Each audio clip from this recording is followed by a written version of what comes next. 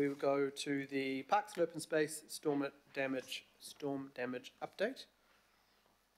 Taryn's coming forward. So this, for a couple of months, we've been talking to staff, myself and Councillor Dalton, around getting an update more generally on parks. We could have done a workshop, but we thought it was important to come to a public committee.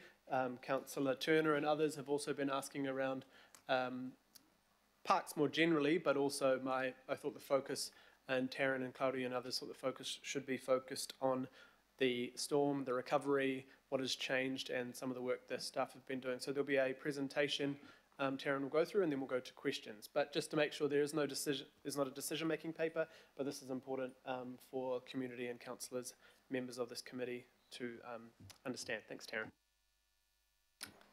Kia ora koutou. So ko Taryn Kurutaka-Ingowan, I'm the General Manager of Parks and Community Facilities. Unfortunately, I was going to have a few staff from our regional parks and operations join me today, but sickness has meant they've had to stay at home. So first of all, I'd just like to say thank you, and hoping the clicker works.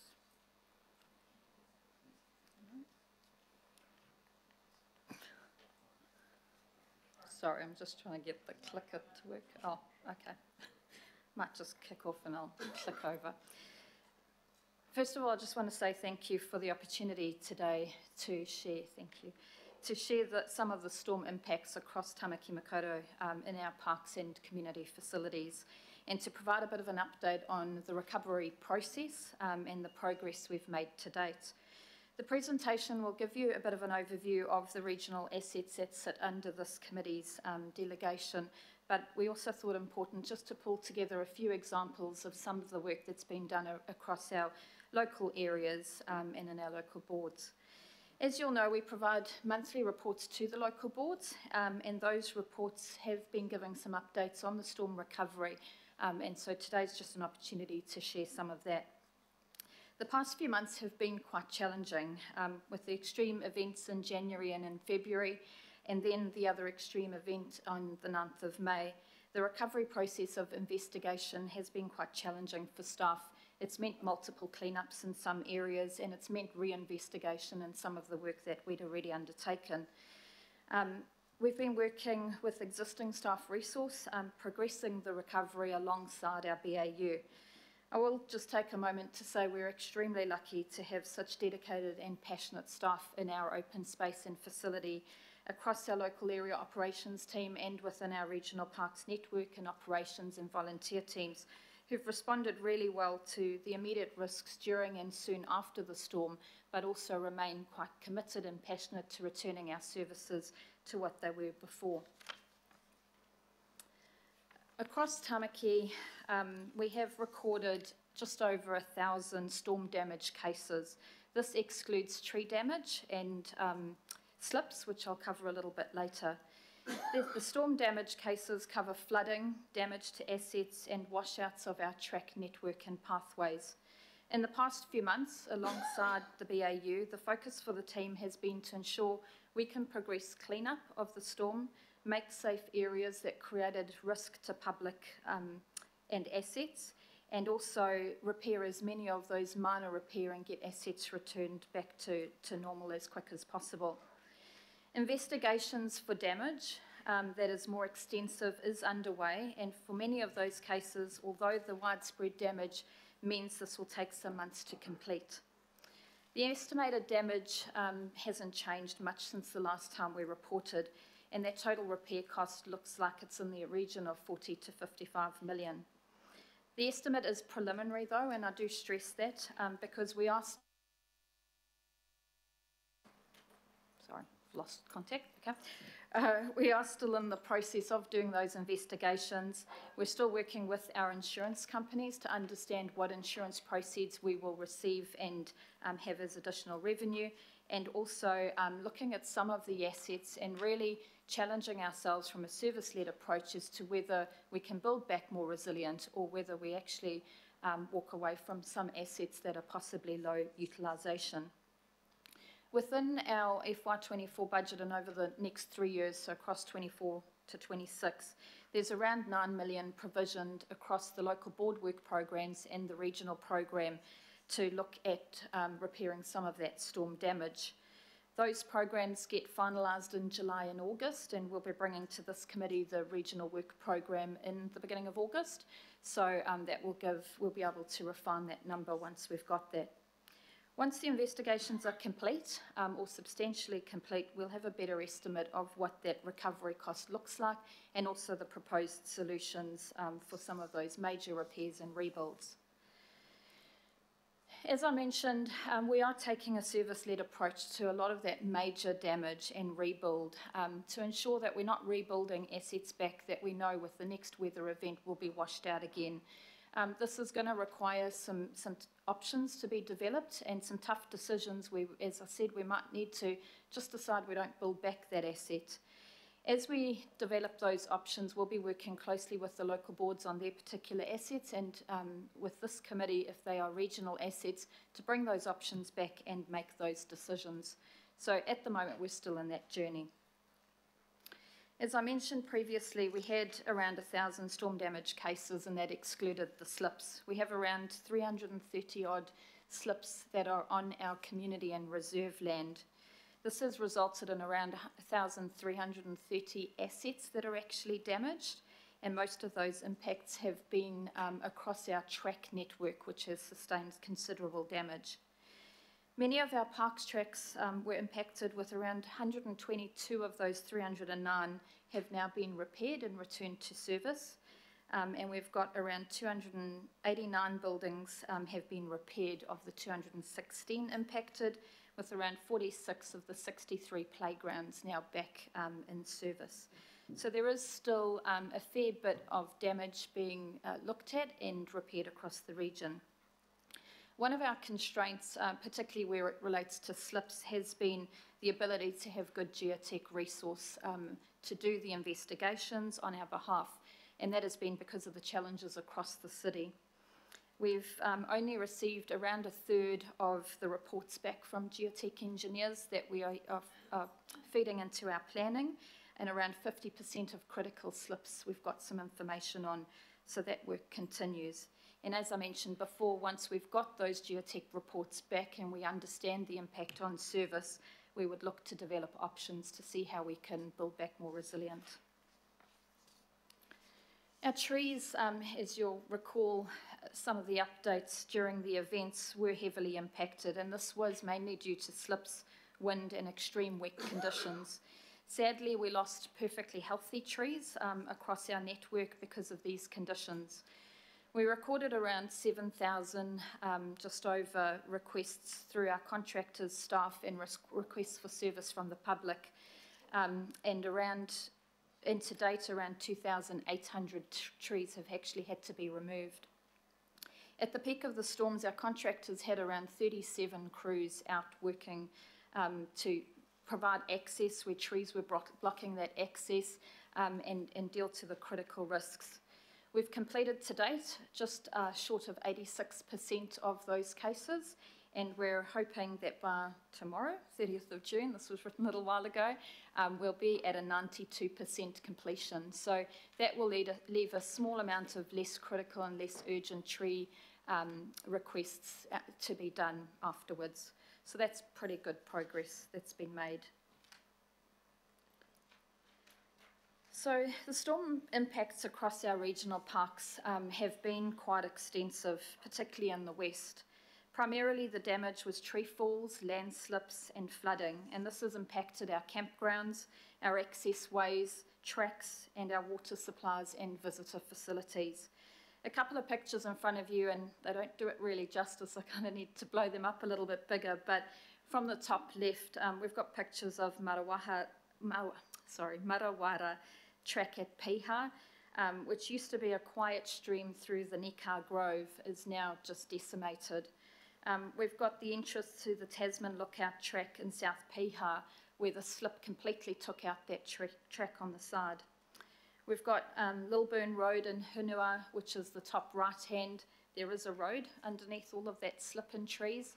And then the pictures at the bottom just represent the extensive flooding that we had at Hunua right by the falls, where our toilet facilities, our car park was completely underwater, and the bridge that sits quite several metres above of the stream even had debris on from the water.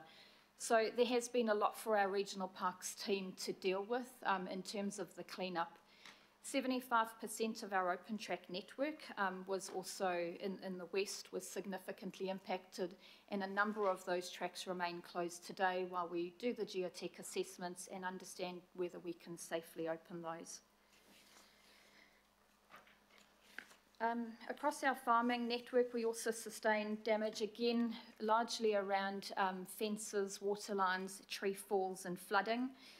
We had a significant area in Te Raupuri Regional Park where extensive tree fall damage meant that 34 hectares of our farming land was unable to be grazed. Our responsibilities for animal welfare has meant that we've needed to work quite quickly in that space to restore critical assets to ensure animal health and safety has not been impacted. And I think one of the celebrations, which is really great for the team, is that we're pleased to note we didn't lose any stock during those weather events, and that was due to their careful planning, protection, and also their quick response afterwards. Across our cemeteries, again, tree fall and flooding were the most disruptive elements. We did have some damage and water egress at one of our mausolea, which I know you've had some updates on, where we've got half of the work is now completed, and we've got two of the last chambers to work on in the next couple of weeks. We did have to stop our burials across all sites for around a week, and Waikamete continues to be heavily impacted with some significantly wet ground conditions out there. That has continued to be monitored and make sure that we can safely carry out burials. So it does continue with the continued rain and wet weather, continued disruptions in that space. Our Auckland Botanic Gardens fared extremely well, and we don't have any significant damage there, which is really a pleasing story. That is due to a lot of the formative pruning and collections management that has been done in the Botanic Gardens over many, many years. We did have our normal kind of minor washout of gardens and some cleanup to do, but no lasting impacts from the storm. So that continues to be an asset that we can pride ourselves with. Pukekawa, Auckland Domain, that also had a significant amount of flooding and tree falls. The sports field you'll see in the picture looked like a little bit of a lake during the storm events or just after. I think the important thing to note though is it did its job in terms of what it needed to do. It held on to storm water instead of letting that run off and allowed that to drain slowly and not hamper other areas around. Unfortunately, we did have some, let's call it antisocial behaviour happening on the lake. We had some reports of people skiing. But we're happy to report that there's been no significant damage sustained as a result of that, thankfully. And we did have several trees that have also come down in the domain that have had to be attended to, and as you can see, 5 of those were critical. So where are we now and where are we heading to? Around 520 of those 1,000-odd works have been completed, and this is mainly the cleanups, access, restoration, minor repairs and flooding damage. So this is close to 50% of the cases that we have recorded. A large number of our tracks have reopened, with around 200 across the region still being closed as we assess damage and look at what our options are. I've spoken about some of the successes already through the presentation of the response from our contractors, and also our staff. And I think, again, just to reiterate, those really are the heroes. Our staff have gone beyond the call of duty to respond to the during the storm impacts, but also now as we work through the recovery. As we work through the recovery, and in particular the more significant damages across the region, we do continue to be challenged with the continued bad weather, resourcing constraints, but also the ability to complete investigations and include that service-led approach into the operations. So I suppose the message there for us is we're on a journey, we're partway through that recovery process, and we continue to focus on how we can move through that as quickly as possible with those challenges at hand. As I mentioned before, I just want to share a couple of other local board-specific projects where we've seen some successes but also seen some recovery happen quite quickly. And these have already been shared with the local boards through their monthly reports, but I thought quite nice to share with you to give an overall picture. This is Kinloch Reserve at Orewa. What you don't see in that picture on the left is that there used to be a little pedestrian bridge that went across that river, and that's been completely washed out. But working close with our Resilient Land and Coast team, we've come up with a solution of a rock revetment that has now protected part of that access way. And we haven't jumped, I suppose, to just replacing the bridge that existed there, because we know we've got the Northern Seawall project under planning at the moment. And so from that perspective, we don't want to rush into any solution, but we have managed to move quite quickly in that space in a resilient way. Orere Point Beach is another example of where we actually had a renewal project in planning stage around an existing steel structure seawall. We've worked again closely with Resilient Land and Coast team to put a rock revetment wall in there, which is now doing its job and also is a much more resilient and sustainable solution. And then we've got plenty other examples of where the coastal damage has resulted in us just moving sand to create that protection for our coastal areas, so we're not jumping to expensive asset solutions all the time. And the pictures there are Maraetai Reserve and beach. We've also got some pictures of Orewa Beach and some other areas across the region as well. I thought I'd share this as a lovely success story, which is in Marangi Bay Park. This is probably an example of where we're trying to make the most of nature.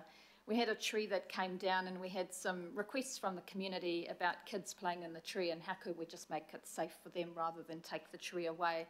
And so working close with the arborists and some other community groups, we managed an outcome there where we cleaned up the trees, we took the unsafe branches off, we smoothed all the edges, made sure it's absolutely safe, used the chip from the branches to kind of create a safe area around the base, and now it's a popular kind of natural play area for the community and nearby schools. So just an example, I suppose, of the innovative thinking of staff in the community coming up with some solutions which just help cut cost but also just create new opportunities.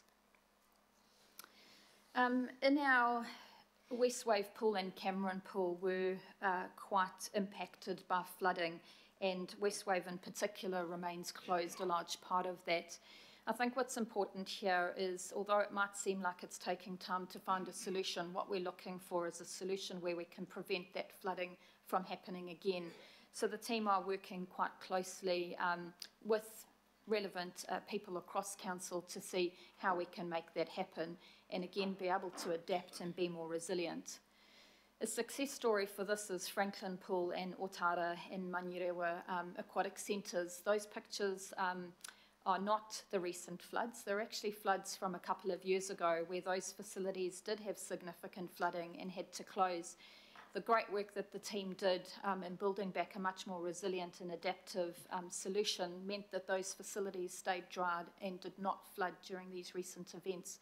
So that's the success that we're looking at as we plan our program.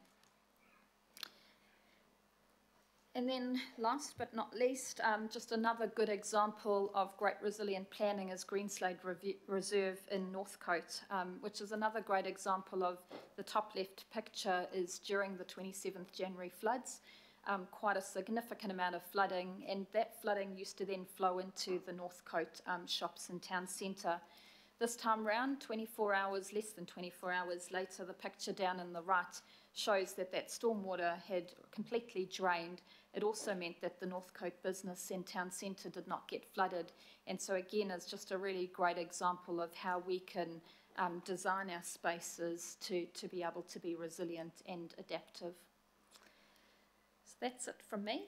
And I'm happy to take any questions, but just thank you again for being able to just have the opportunity to give a little bit of insight into the work that's underway and some of the great examples out there. Thank you, Chair.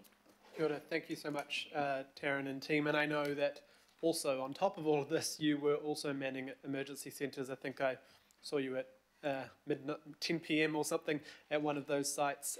All your teams were out trying to do this, but also manage those emergency sites in your own time. I'm assuming you haven't had time to take time in lieu back with everything that's going on. So I know it's been a huge stretch for you all. Councillor Henderson, you have a question. Thank you, Chair. A couple. So tracks are obviously an incredibly controversial thing in my ward and others as well. Are we going to get a list of tracks that are damaged and which ones are open so that we can share it with the public, or it might already exist? Kia ora, thank you, Councillor Henderson. Through the Chair, we have actually got a list online already, so we can circulate that again, and yes, we do, particularly in the Western Waitakere ranges, because we've got quite a few tracks that are still closed, we do have that published. Thank you, that's fantastic. I really liked your example around, rebuilding that area and making it better than it was. It's always a good thing. How do local boards input into this? Do they have a strong oversight on this kind of stuff? Through the Chair, yes, they do. Mainly through the work program development. So a lot of where I'd say the easy attending to the flood, make safe, and minor repairs we've got on in Daranek and kept them updated. But where it comes to significant rebuild of assets or major repairs, we're absolutely working with the local boards because that has to build into their local board work programs. So yes, we are. Thanks. My final question, Chair, and you've kind of answered it, I think, but, it does suck to see how many playgrounds are being affected, and it also would be a horrible opportunity for us to pass up at the same time to actually improve these playgrounds when we're going in and rebuilding them. So are local boards up for that? Have there been discussions about how we upgrade and move renewals around so that we can do that? Yes, I think with the 3-year local board work programs, which they've been developing now for a number of years, I think that is giving the ability to look at it. Of course, it is always challenging because it means reprioritising some other projects.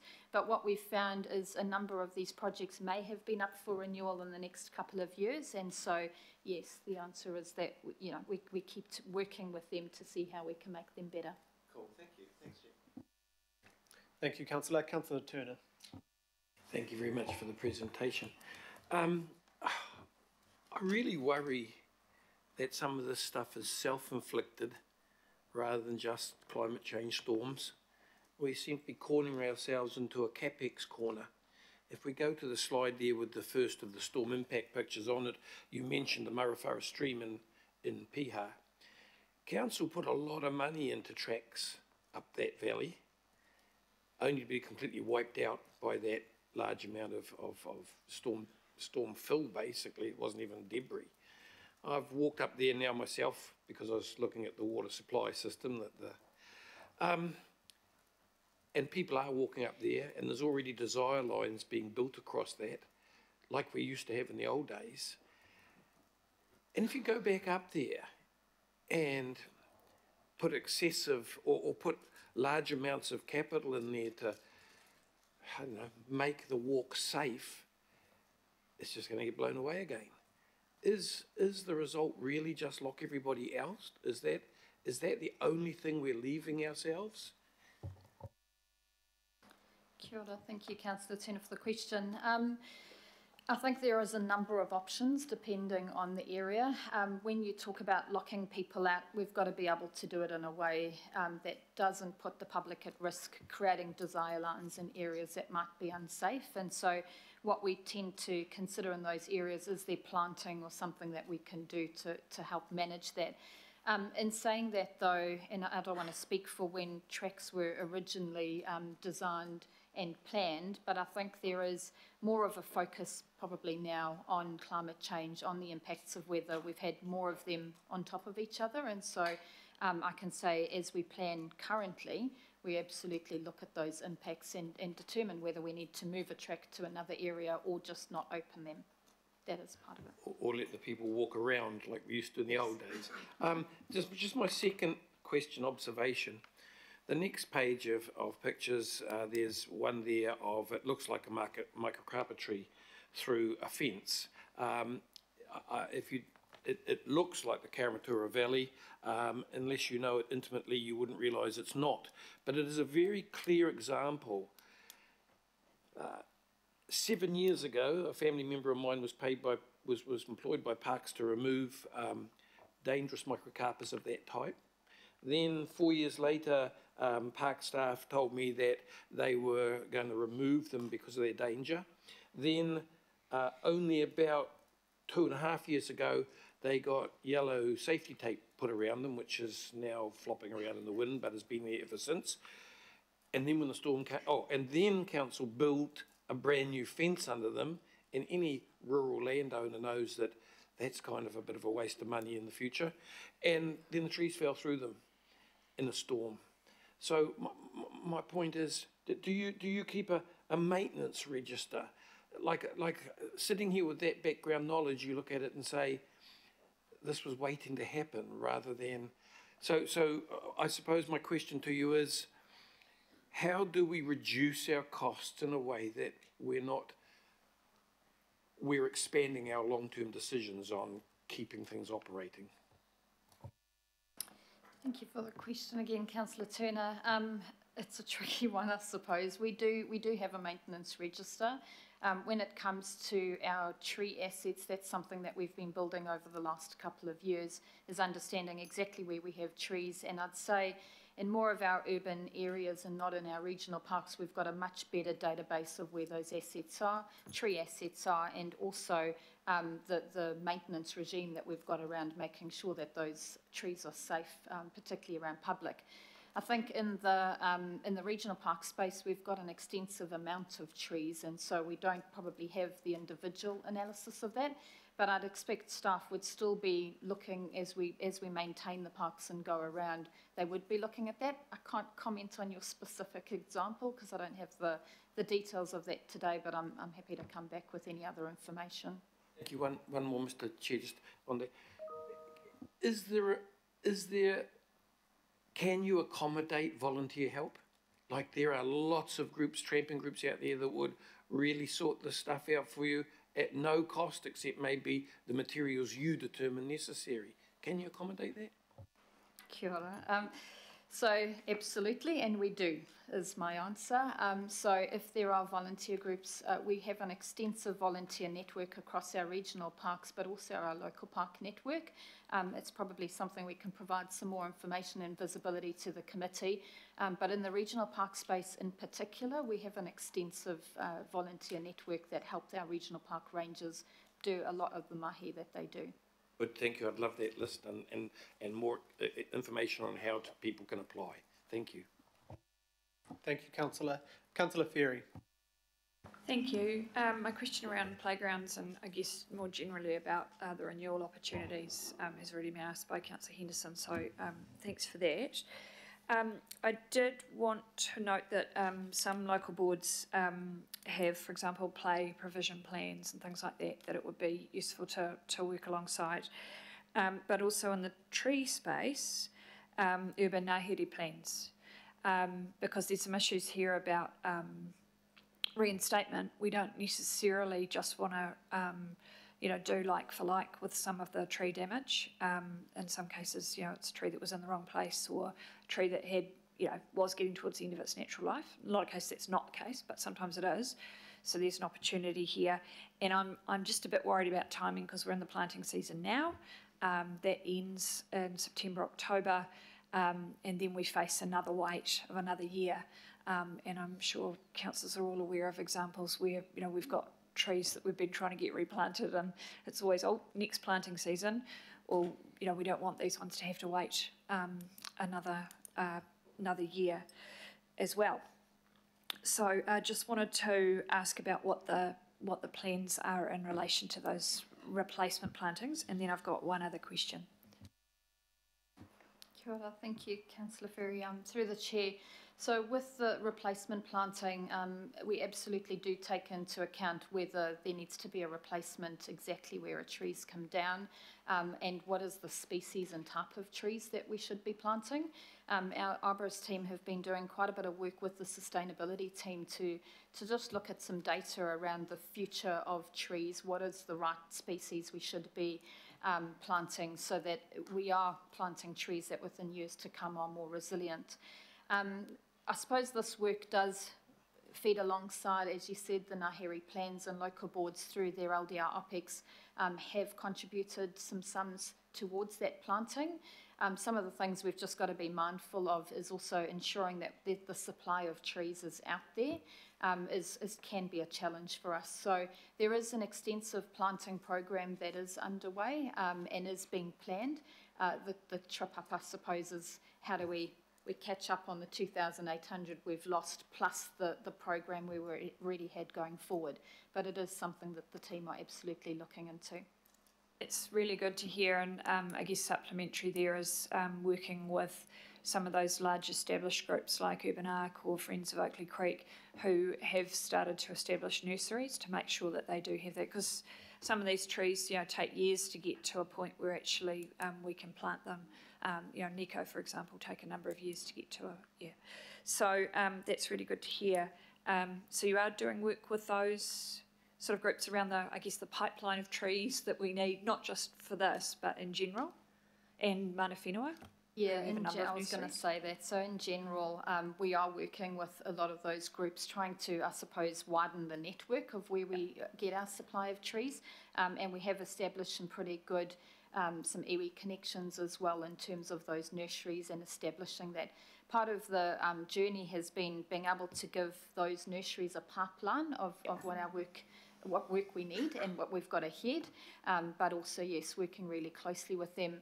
The other thing that we also do is within our own regional parks networks, we work quite closely with the Botanic Gardens team, who do some of that growing on our behalf from seeds coming out of regional parks. So it's another success story where we use our own resources that we've got with the ability to replant going forward. Great, thank you. That's really good to hear. The other question I have is kind of about the other end of the life cycle for trees, which is bark, that we put into, we chip and put into a lot of our gardens, and the impact that that's then having in flooding events on blocking drainage, particularly in the road corridors. So are we starting to have a think about that? Are there some gardens where we're starting to think actually maybe bark's not the right solution here? Can local boards or indeed councillors who've had cases come in where people have been like, there's bark back in there again 2 weeks later, perhaps help to identify some of those spots? What's happening there, please? And that's my last question. Thank you. Thank you, Councillor Ferry. I don't have an answer to that question. That's one I'll have to come back to. I'm sure where we've had specific areas raised, I'm hoping that the team take that into account with their planning, but happy to receive that information and provide a further update. Right, that might be something to follow up through local boards and local board services to get their intel from the ground. Thank you. Kia ora, thank you, Councillor Ferry, and Councillor Dalton and I are looking at potentially something like this around our urban ngāhere through the LTP and the Climate Action Targeted Rate. We kind of ramped up that work significantly, but it has been affected by the storms. But I think we need an overview. I've been speaking with David Stetskill and Howell around some concerns I have about significant trees in the city centre that have been Aotea Square, others. So I think there may be, and sometime soon, Councillor Dalton and I will either bring a workshop or a paper like this that incorporates all of that work, so it's a bit more transparent for us to celebrate the good, but also see the concerns we might have for the 10-year budget. Councillor Walker. So I've got a number of questions. The answers to some of these questions might actually come through the creation of a work stream or the like, as the Mayor has identified, that could be integrated with the long-term plan. So when I read your report, which is very good, there are a few things that I highlight. The mention that in a number of instances our assets were only insured at book value, not replacement. So quite obviously there are going to be some significant cost implications around that. I have raised some of these issues prior when we've talked about insurance procurement. It's very clear to me that there's an exercise around insurance that goes not just to our assets, but the assets that the community owns that are located on our assets. the multiplicity of buildings and the like that often community groups own, and they're providing things which have equally been hit, and the need for us to take an interest in their insurability, which to date we have not done so. So I just throw that up as an issue. A related issue that I'm sure Councillor Turner would agree with me on is the necessity to look at our supply chain and look at how we're handling these events. So these events involve interacting with massive amounts of soil, large numbers of trees that get cut up, various products that have to be shifted. There are supply chain implications around those that go to where are the clean fills, where are the locations that we're putting the soil to. In some instances, there are places that will benefit from accepting soil and various materials. Timbers can be both a liability but also an asset if you've actually identified a value according to that timber, and you've worked through those supply chain implications in advance. So when the tree is cut up, it's not just a lost cause. Similarly, around replacements, if we were planting, for example, across our reserve network, large numbers of redwood trees that do not require treating, can actually remediate the park network and tracks, because that timber is phenomenally suited to rebuilding tracks. We're actually making decisions that enable us to bull back better, and that is a general question I would put. Equally, the other question I've got is around procurement, and whether our procurement contracts make allowance for these sorts of events that happen increasingly.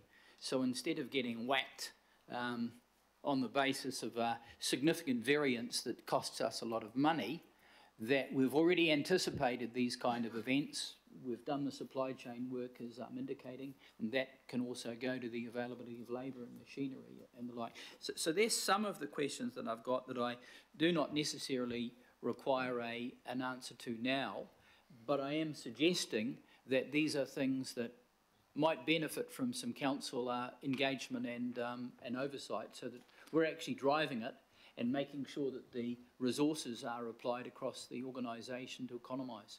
And you're welcome to make a comment, Tara. A number of those things are suggestions, but there are also questions around whether we're already doing some of those things or not. Thank you, Councillor Walker. Through the chair, there's probably a lot to unpack there, so I'll probably have to come back on a number of those comments and questions. But we do, and I think I mentioned it before, there are some stuff built into our contracts where, for instance, with trees and bark, we don't necessarily take that to a landfill. We don't.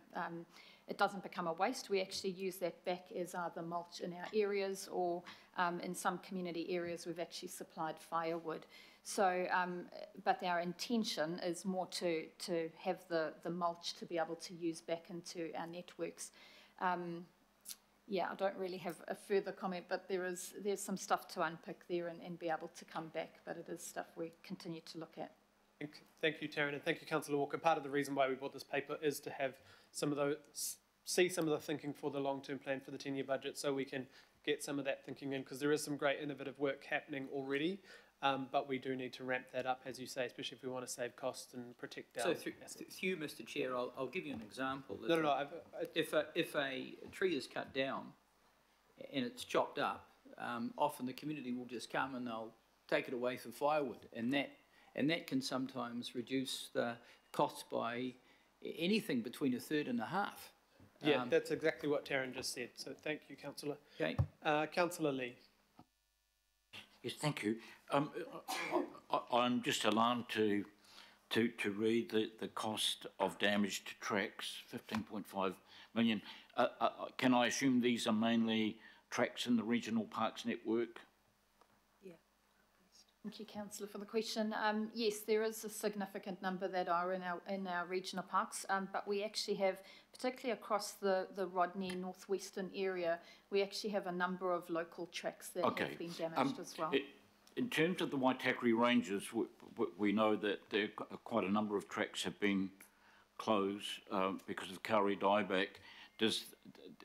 Are you assessing those tracks as well in this 309 tracks, or is actually more of them out there that have been damaged?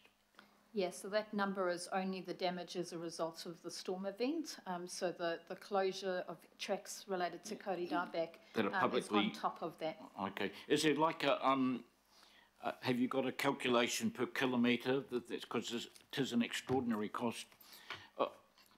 Would that be available? Probably not now, but later. Thank you, Councillor. Yes, I mean, we do have those estimates. I think what I try to say at the beginning is also just to remember this is a preliminary estimate, and it takes into, it assumes that we build back exactly what tracks we had there in the first place.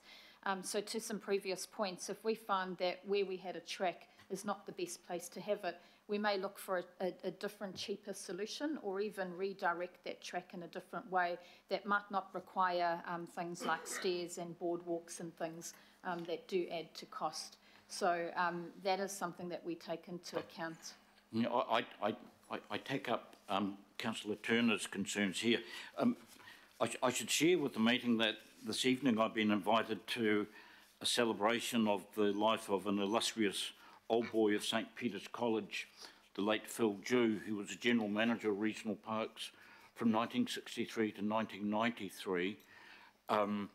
And most of those tracks were built in his time, and most of them were built by ARC rangers and cadets and volunteers, I guess. And in terms of this 15.5 million cost, I won't be talking about that tonight, but I would hope that we can organise our ranger service to do a lot of that work in-house if possible.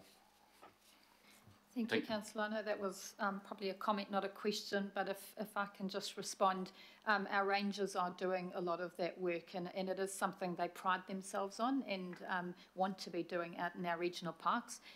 Where we've got bridge structures, stairs, those type of things, we bring the relative expertise in to make sure that we're building in a sustainable way, but the rangers are absolutely part of that regional park network, making sure from the maintenance perspective, but the rebuild perspective, we use their resources extensively. So we'll have a good look at those costs, but thank you very much for that. Thank you, Councillor. Councillor Fletcher. Oh, thank you. My question probably is firstly to yourself, Mr. Chair. Today's not the day for it, but I wonder whether you are planning to have a workshop on the implementation of the new Regional Parks Management Plan. And I ask you that in the context of the opportunity that both my colleague Ken Turner and I had the opportunity to attend the AGM of Friends of Regional Parks.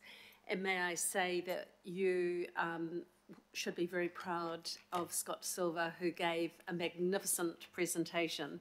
And so a lot of the issues that are being traversed today in terms of the principles of sustainability, also those issues around what propagation programs that we're working on within council, and where there probably is through the region, through the long-term plan, some setting funds to get some of these things off the ground. They're going to perhaps come out of that. So I just hope that sometime in the near future we can actually have a more intensive look, because I know that Councillor Turner and I have got quite an interest in some of that. But Taryn, if you would convey to Scott how magnificently he spoke and the gratitude of the volunteers at the Friends of Regional Parks for his magnificent address. Thank you. Well, thank you. Thank you, Councillor. And yes, Councillor Dalton and I, both when we asked for this, had also been asking for a workshop or paper similar on regional parks specifically. This was several months ago, but the focus had been the annual plan for everyone, and now that we're through that, this is about getting back onto that. So I think it's... And the specifics, because, you know, that new management tool, you know, it's updating a 20-year-old document, and we really haven't, the majority of councillors really haven't had the visibility of that. Yeah, so I think it's booked for August, or Megan, I think we'd spoken to Claudia about that coming to August. So if it's not August, it'll be soon after, but yeah, so that, thank you. Last question, Councillor Turner. Thank you for indulging me, Mr. Chair. I just pose something and ask if, when you look at that picture of the Marafara, which has moved thousands, hundreds of thousands of tonnes of hard material, and when you look at the fact that we've had 3 44-gallon drums of water fall on every square metre of the Waitakere Ranges, and then you look at the fact that Kauri dieback pathogen is waterborne, then it's, you know, my argument is it's everywhere. And so therefore the value of the track upgrades we've been doing with all sorts of fancy engineering on the one precaution of Kauri dieback is no longer justified. Would you agree? Councillor Turner, I'm not the expert on that matter, so I'm not going to say whether I agree or disagree, but it's something for us to take back and consider. You think I'm talking common sense? I think that's probably That's a loaded question. yeah. Yeah, the science of the Kauri dieback and the planning around that and the work with Mana Whenua, we can talk about bring back in that part of that regional parks related workshop, and also through the monitoring report, you know, what comes out of that. But a bit hard for Taryn to answer as the... Really looking forward to that, Mr. Chair. Thank you. Right, so that's all we have for today. So I will, Councillor Fletcher will move and Councillor Turner would like to second. And we don't have any speakers, so I'll just briefly say once again thank you to all the staff and contractors for the significant amount of work, huge amount of work that has been done so far. But also this is about showing some of that challenge, but also getting some of those messages out, and they will be nuanced for communities. There's a lot of grieving out there of our communities, not just for their homes, but also for their, I know in Kaipatiki and other areas, like for their favourite tracks and their favourite beaches and their favourite rivers and streams and things that are completely different landscapes that people have enjoyed for decades or their whole life, they have no longer access to. And some of those hard conversations will come, and I know that we're all up for that, around what that there may be no access to some of those areas, or it may look very different in the future. And if we continue to have these horrendous climate related extreme weather events, that will be a constant conversation. But it also gives us a challenge about what we will do through the 10-year budget, because this will require a significant amount of funding or reprioritising. So thank you all. All those in favour? Hey, it's nice to receive one. Aye. Did you have something to say? Sorry, Mia. It's nice to actually receive a report. Yes. All those in favour? Aye. Any opposed? No. Thank you.